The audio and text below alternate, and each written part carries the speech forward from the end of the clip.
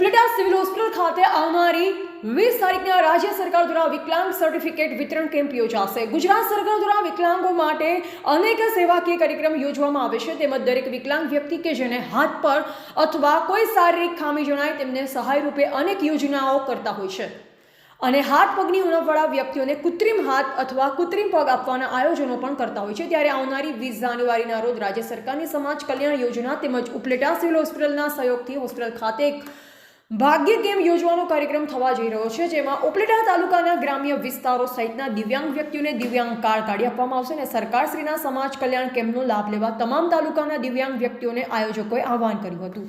Reporter Bhavesh Goyal, Upleta. Gujarat વિકલાંગ અધિકાર મંચમાં કામ કરું છું।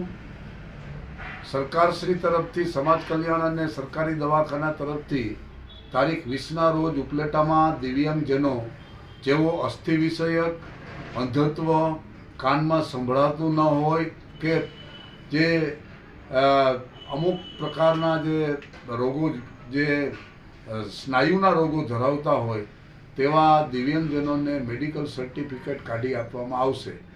આ અંગે જે કોઈ દિવ્યાંગજન સર્ટિફિકેટ કઢાવવા માગતા હોય તેમણે આધાર કાર્ડ, રાશન કાર્ડ અને 2 ફોટા અને જન્મ તારીખનો દાખલા જેવા ઓરિજિનલ સાથે લઈ જવા અને તેમાં એની ઝેરોક્સ પણ સાથે લઈ જવી અને 2 પાસપોર્ટ સાઇઝના ફોટા પણ લઈ જવા।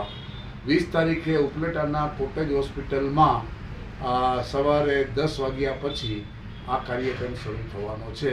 માટે દરેકને ઉપલેટા તાલુકા પૂરતો જ હોય, ઉપલેટા તાલુકાના દરેક દિવ્યાંગજનોને આનો લાભ લેવા વિનંતી।